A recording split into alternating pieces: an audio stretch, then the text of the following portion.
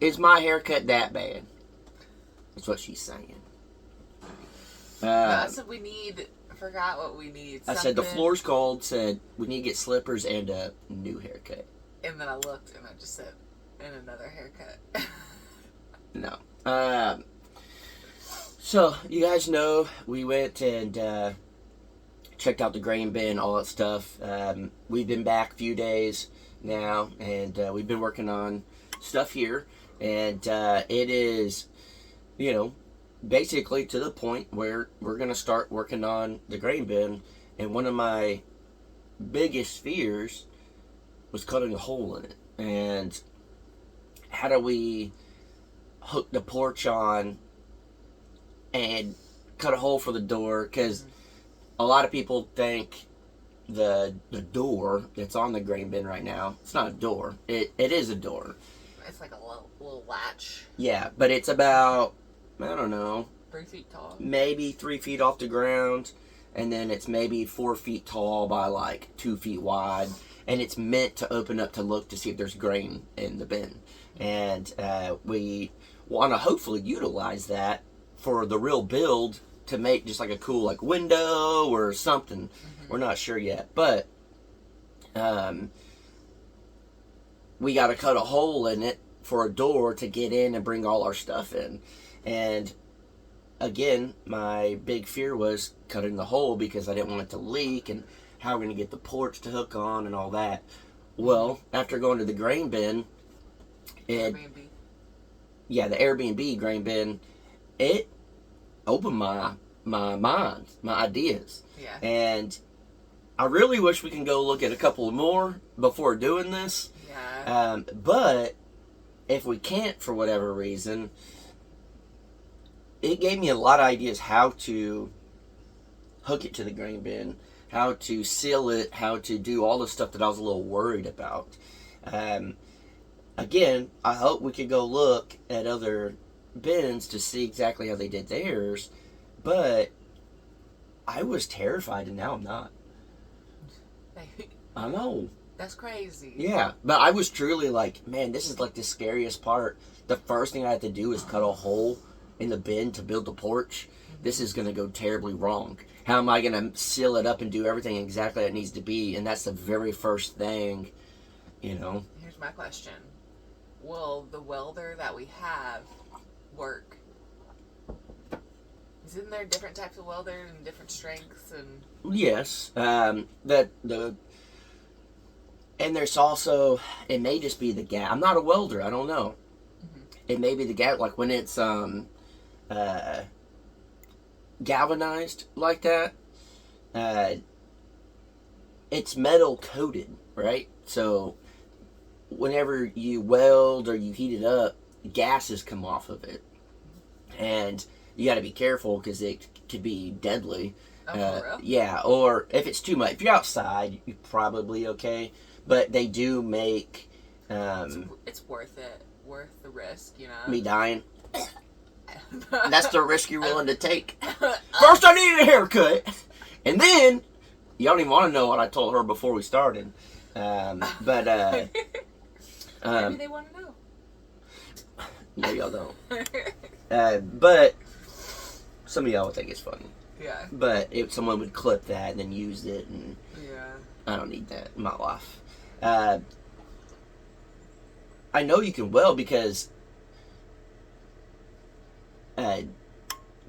people do like galvanized fence things, and it's all welded together. There's different things that you could do.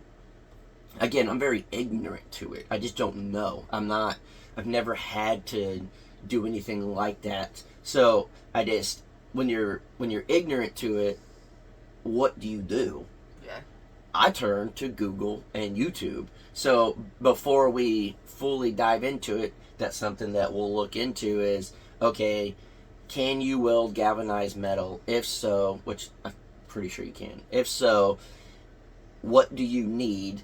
Is it a certain type? I know, like, if I didn't know this back in the day, I know it now. To weld aluminum, you can't use the same welder. You need an aluminum welder because it'll just burn right through it. I mean, just right through it. And that's when I first started welding. I had no idea. and I got aluminum, and I was welding something, and it just burned a hole. I'm like, holy cow, these welders are strong. But I didn't know that the aluminum and the way you welded it was different. Because how would you know? Yeah, I also learned watching the Junos that there's a plastic welder. Yeah. It's basically like a big old heat gun / manly. What did you glue say? gun? Yeah. Kind of. It's kind of like a soldering iron. It just kind of melting it. I've seen that where like they'll do like 4-wheelers and stuff to plastic, but you can they had like little rods, but you can get like say if it's black or whatever, zip ties, and then you can just heat it. Oh. And then you're using that plastic to weld it together. I want to do that. Yeah, and then you sand it and do all stuff. But there's a way to do everything. And so we definitely need to really jump in on Google and YouTube, but we're also asking you guys, there's got to be at least one of y'all out there. This is asking YouTube. Kinda. But we get a lot of wrong answers. Yeah. I ain't bashing. Just like YouTube, if you search for something. Correct. But. Or if you, just like anything in life, if you ask friends. Well, correct. You do this. If you give advice, sometimes it's wrong. Me? Us. Oh, I was going to say, I've never given wrong advice. I was just saying you as a generalized. All my advice has been perfect. As a generalized thing. He's a narcissist. So, we will be Googling. Oh, that was a joke, people. We'll be Googling. We'll be, looking at videos on YouTube. Unfortunately, so this is where it's kind of cool. Unfortunately, there's not a lot of videos of people doing grain bins on the internet. There's a couple, but it doesn't really show. Yeah. So, fortunately, we'll be probably one of the first to actually go into detail and show more of some of the stuff. I've watched a lot of it. Y'all probably hearing this. I didn't think about it. The heater's been on. Sorry. I think it just kicked on. But, yes, there are videos out there. I've watched them. There's been, I think he's from Texas, maybe. But I watched him do one. I watched this guy and his family do one. But there's certain things that's like, at least from, maybe I missed it, I didn't see. How did they do the flashing around the windows or around the porch and all that stuff? I watched them put shiplap on the wall. I watched them put drywall. Yeah. But that to me is common sense because I've already done that. It would just be round. I did learn, do your studs every 12 inches rather than 16. So when you bend your material, it's got more to hang on, which is kind of funny. So anytime I'm in my office and I just scroll on shorts on Facebook, and maybe it was YouTube, not Facebook, and this guy popped up and he was building a house, I think, or maybe a shed. I think it was a house, a smaller house. And the first thing he says, it's all studded in the back. I know I got a lot of hate because I did 12 inch on center and everyone on the internet got mad at me. And I'm like, everybody deals with this. It's just the worst comment section ever on social media. Well, it's like that guy that, I guess he does YouTube now, but he's the tattooed guy. Big on tech. He's tattooed, but all he does is address his comments. All of them. And while he's building, he's like, oh, I'll never get a job looking like this. Well, I'm actually self-employed. He's building like this 10-bedroom house, and it's nice. He does a really good job from the videos that I've seen. But I mean, his face is tattooed. Like, yeah, I'm sure you guys have seen it. Yeah, but he's like in the desert or something, I think. But a lot of people like to judge other people, and just because it's different. And the guy in the video with all the stud wall on, he's like, and I'm doing 12 inch on center, and everyone's telling me that I'm an idiot for overbuilding it because I'm spending twice the money because code where I'm at is 24 inch on center. He's like, when did it become a bad thing to not do the minimum? Code is just minimum. What you have to have minimum. So your neighbors know that you're building a strong enough house and it's not going to be an issue. You know, and that's a good life lesson here. Hit them with it about the minimum. Oh, The world has never do minimum, do maximum. I don't know. It's hard when you throw me on the spot for a life lesson. Life lessons just have to hit. I literally thought that's the direction we were going, No. so I was like, I was ready for it. The lesson is quit commenting bad things to people. Constructive criticism. Construction criticism? Yeah. Is what we're talking about here.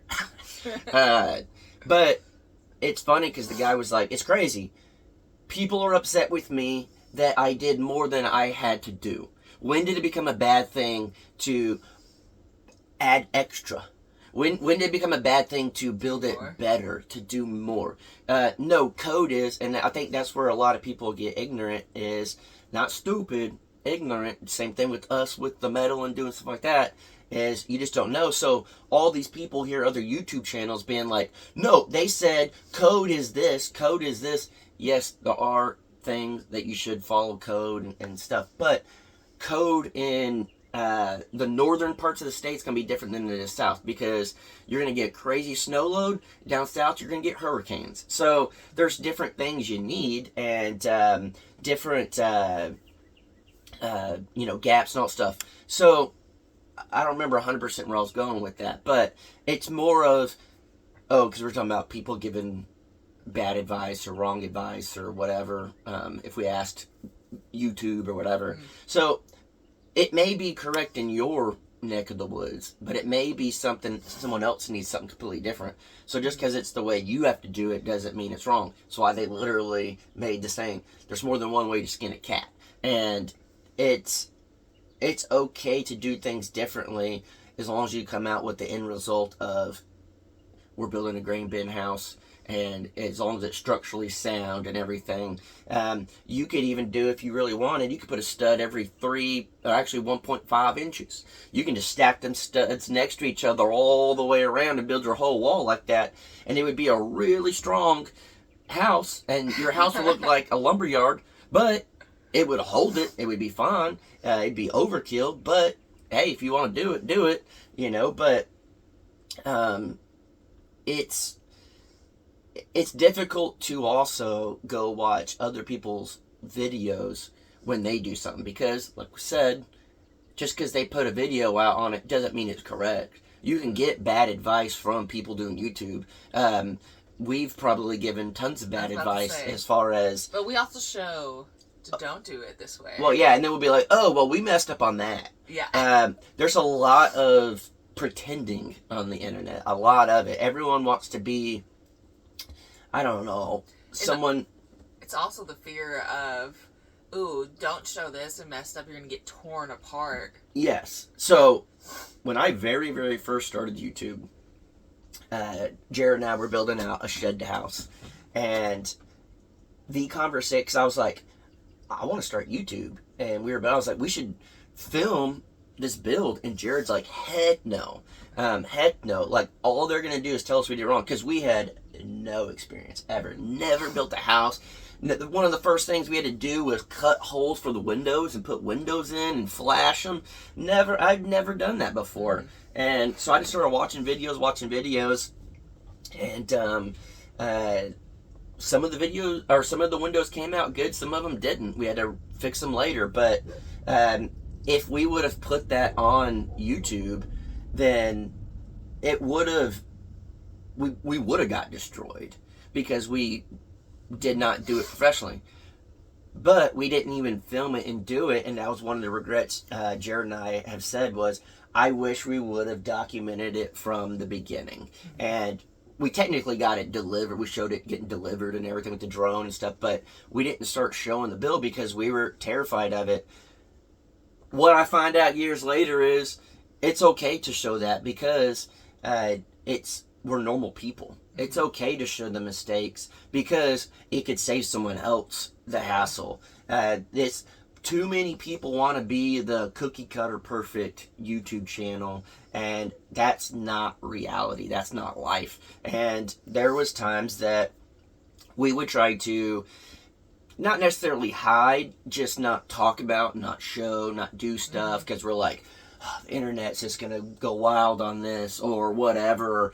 Oh, we did it's this. Just like in reality, it's just us trying. Yeah, we're not contractors. We're not building this for other people and making money off people. And sometimes with building, you don't know that a problem is gonna happen until you're doing things a certain way, and then boom, it does, and you're like, oh. Yeah.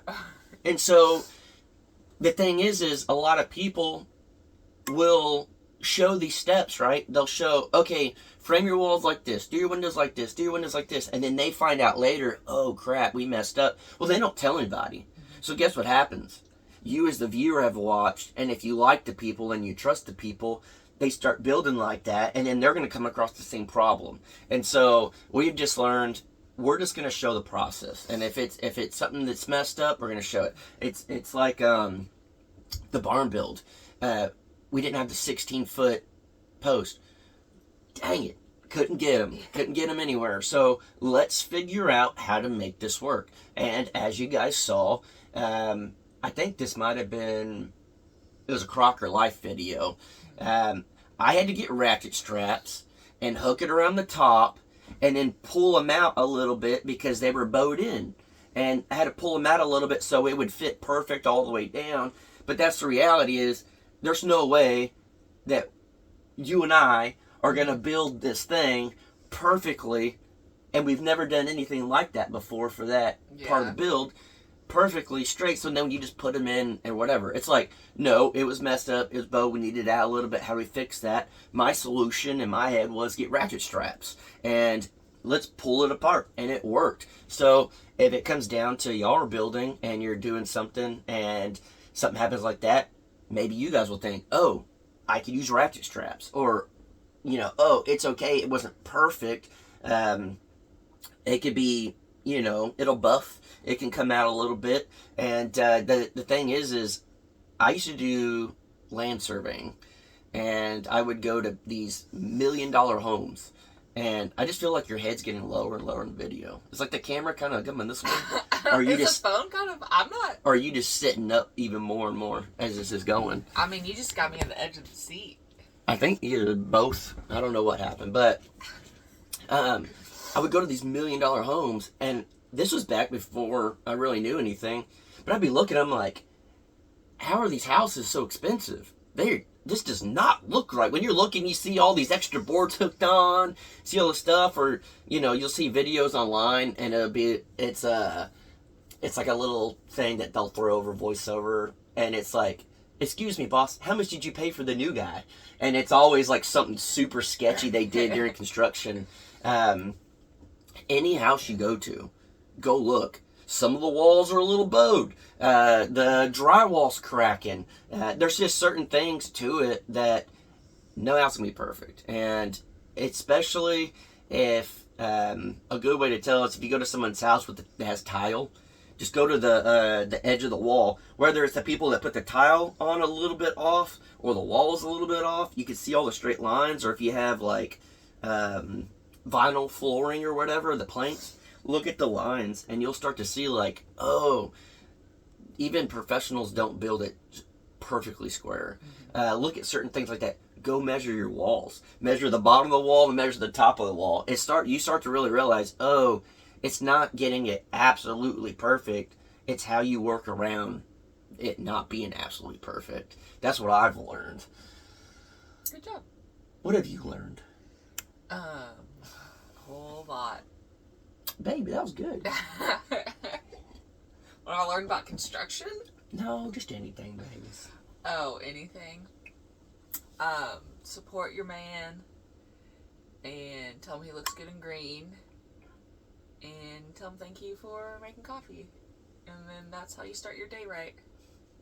You haven't said, you told me I needed a haircut. Me telling you. You drank the coffee, said, this is bitter. No, because I tried to drink it black and Don't I was tell like, him no. that. And then She after did. I said thank you. You did, because And I stirred it too. Yeah.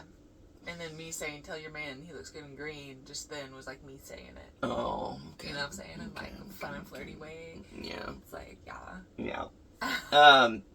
But yeah, anyways, what I was trying to talk about this whole conversation, if you made it this far, then I'm really glad because you're the loyals. This is truly what I was going to talk about. This is how 20 minutes in the video. So we're talking about the grain bin and the porch. This is a big question because this is truly a huge statement piece. Oh.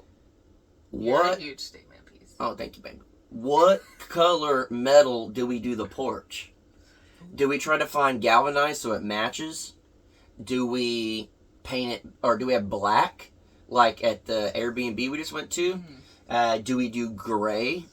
Do we do white? Do we, there's so many. We're not doing shingles, I'll tell you that right now. I didn't even think about that. That makes such a difference.